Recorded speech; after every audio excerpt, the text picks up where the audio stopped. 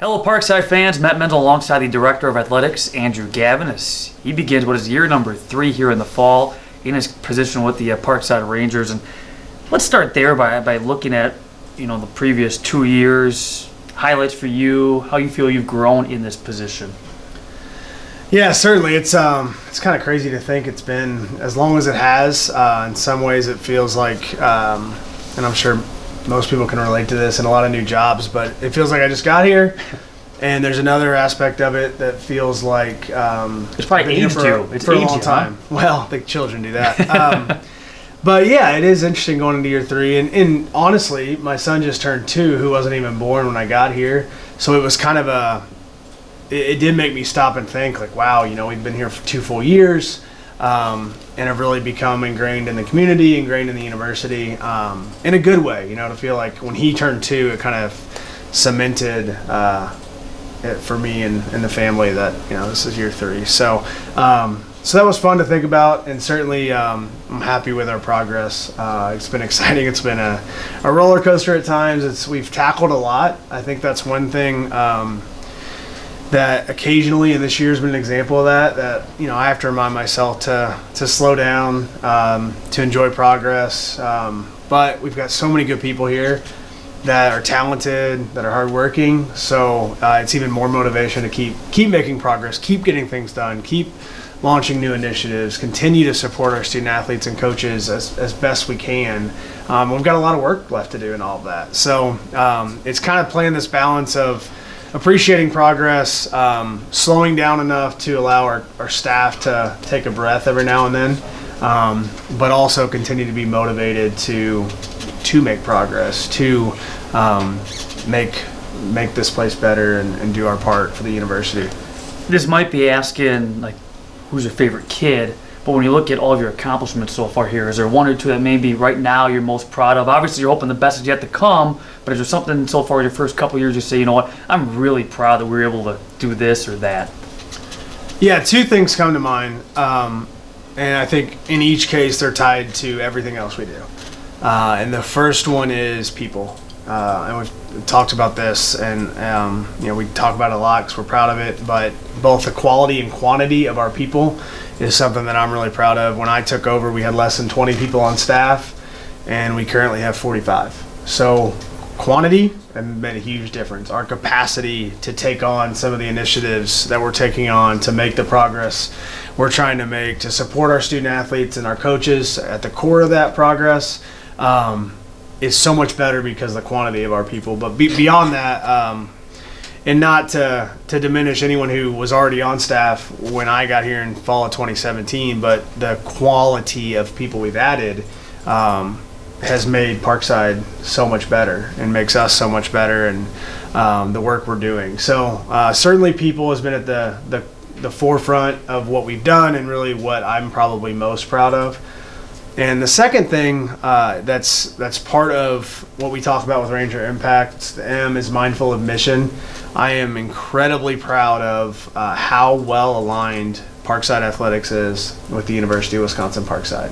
And it seems so obvious and so silly that we even have to talk about that. Like, of course you're going to be aligned. We are the university. We're part of the university. We're all Rangers. We're all in this together. But it's not always true, and a lot of times it's not true. And sometimes it's unintentional. It's not anyone's fault where you get isolated or misaligned. But I think through our university leadership, and I think through making that a priority, we've never been more aligned, and I've never seen an athletics department more aligned with the institutional mission, the institutional initiatives. Where we are as a university is so well aligned with what our priorities are and what we have on our plate through Parkside Athletics. So I think if we continue to be really good at those things, our people, and that alignment, we're going to do what's right for the university, for our student athletes, for our coaches, and beyond to the community. Now, last month, a busy couple of days with the GLIAC meetings here on campus. First of all, what do those meetings entail? Kind of take us inside, those couple of days here on campus, what took place with the GLIAC being here at Parkside. Yeah, absolutely. Obviously in our second year in the conference, so we raised our hand for multiple reasons, but that was a big one, to host the fall meeting. We have meetings 3 times throughout the year where management council is what it's called, gets together, and management council is made up of the directors of athletics from all 12 institutions, the senior women administrators, and the faculty athletic representatives, and then some other reps from the staffs across the conference came as well. So we welcome 40 to 50 people, as well as the conference office staff. Commissioner Dunbar and her team came to campus. So we really wanted to show our peers from across the GLIAC what we were all about, what we had here, what was going on campus, what our facilities look like, give them a sense, not only for the university, but also our community.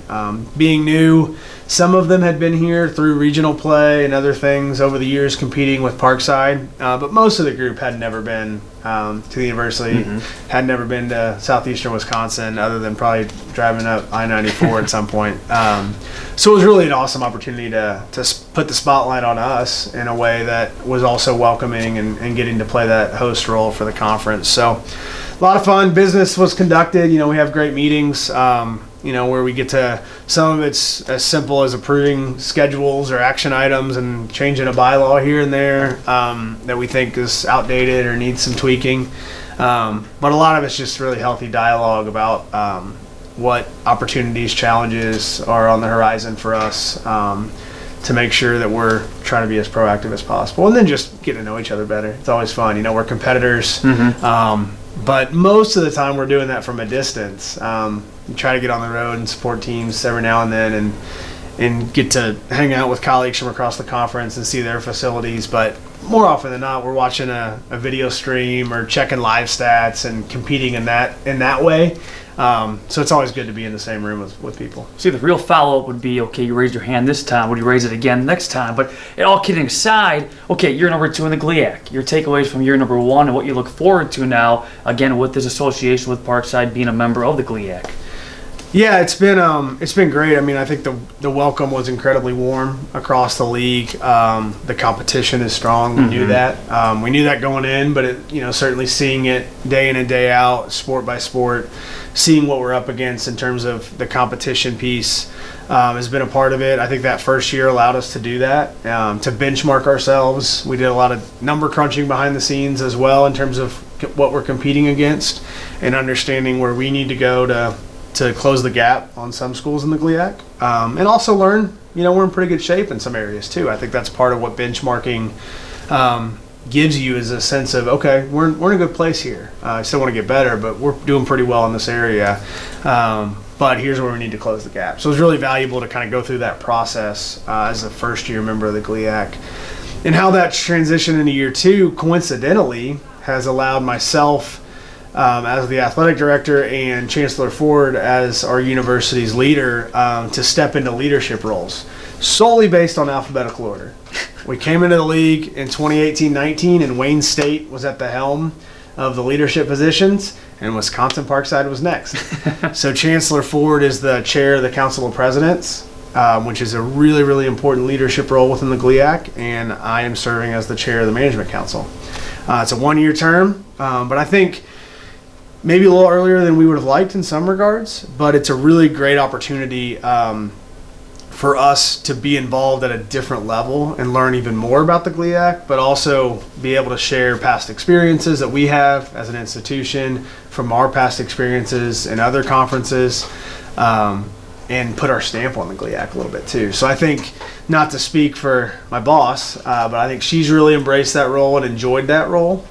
She's kind of set the tone for future president chairs, honestly, in terms of how involved she's been and how invested she's been early on in this year to serve in that role at a really high capacity. And certainly same with me, trying to keep up with her, but also embracing the role of getting to be the chair of the Management Council, take on that leadership within my colleagues of the athletic directors, and tackle some big issues, some great opportunities. The GLIAC just unveiled a strategic plan going into this year, so the chance to start to implement and discuss how we're going to take some strides. And Chancellor and I get to be right at the forefront of that, which is a lot of fun. But 1 year will be fine, then we'll shift it off to Ashlyn, and they can play hosts, and they can play the role in those leadership spots. I'll not forget, you have a boss. around here, you're the boss, and talking about being the boss, one of the new initiatives too that's exciting, especially for the youngsters out there, is you have the Ranger Cub Club. So an opportunity, start young to represent and certainly celebrate and be a fan of Ranger athletics. Yeah, absolutely. Good segue from the boss comment because I'm not the boss at home. My wife Ashley is normally second in command to my daughter Peyton, who's really the boss and telling everybody what to do at 3 years old. And then our little guy Wyatt just kind of along for the ride, doing his thing too. Are they members of the they Cub are Club? Proud members of the Cub Club. Proud supporters. My daughter just a couple weeks ago asked me whether she was a member. She confirmed it. I told her, but at 3, she just wanted a little bit more confirmation of being a member of the Cub Club.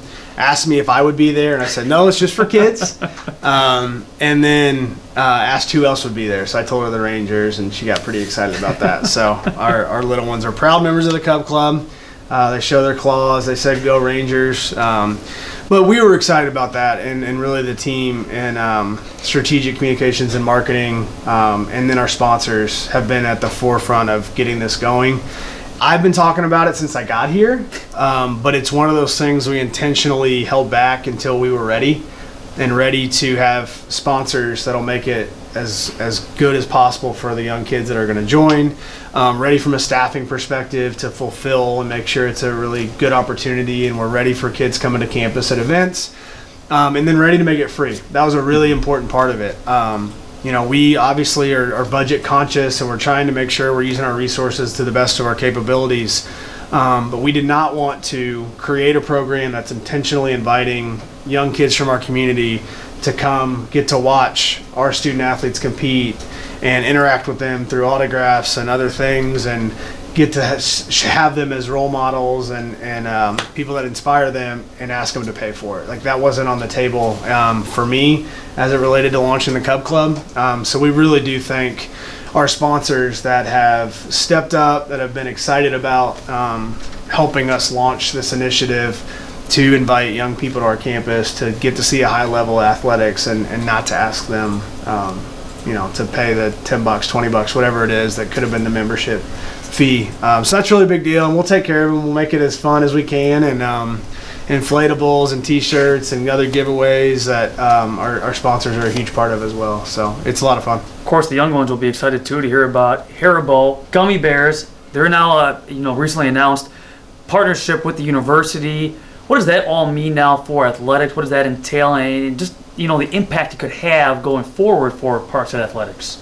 Yeah, just a really exciting, incredible partnership with a company that's going to be a new neighbor. Haribo's a German company, family-owned, long-standing, third-generation company in the candy business that's coming to Pleasant Prairie, coming to Kenosha County, and I think they're excited about Parkside. I mean, I think that's, in some ways, that's one of the biggest takeaways, is seeing a new global company that's incredibly passionate and excited about partnering with the university in every different aspect of what that looks like, in terms of internships and hiring graduates, hiring alumni that are out in the community and other positions that they want to be a part of the university experience for our students, and certainly continue that with alumni and other aspects to be involved. They have an incredible core value system and an incredible culture, one of the best retention rates for employees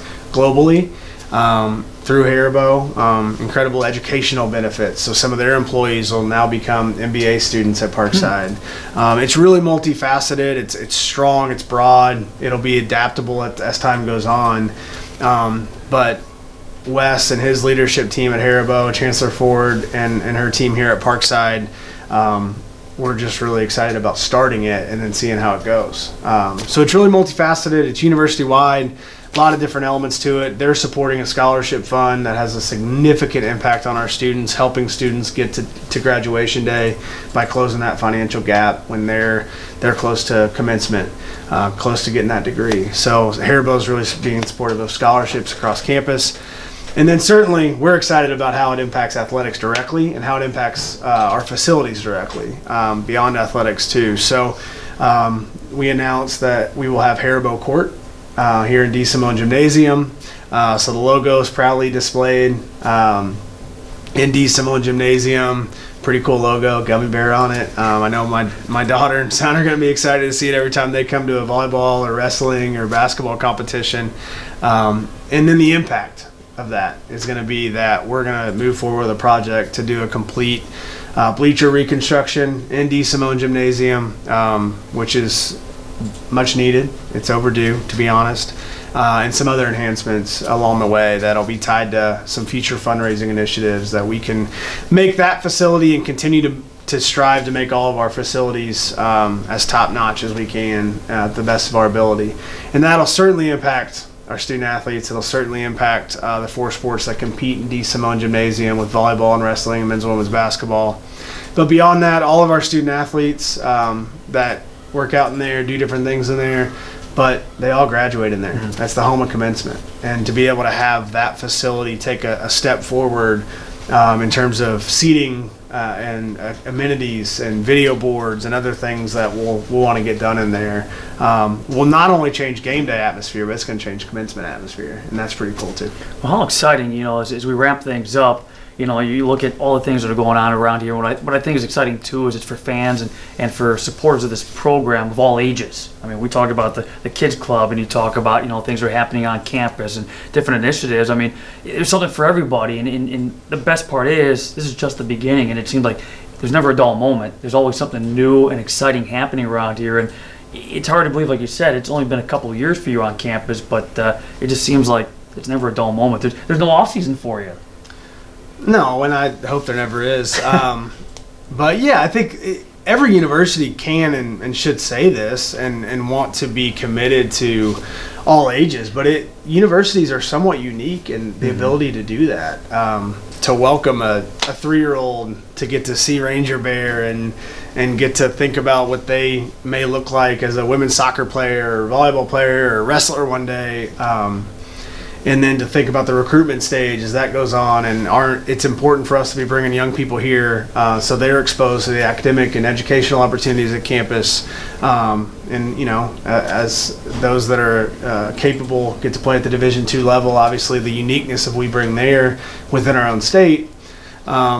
And then beyond, the entertainment value, the adult education, degree completion, other things going on campus with performance arts and other things that bring people here, the assets that we have as a university, and we have those here at Parkside. So at the core of all of our decisions should be our students, but it should be all ages, and it should be all constituents. And that's for me, that's one of the really, really exciting and fun things about working at a university, and the best way to do that is through athletics, in my biased opinion. So it's a lot of fun. Well, Andrew, as always, appreciate your time. I know you're busy and you're always, up to something. So continued success and best of luck with all, and we'll talk to you again soon with another update.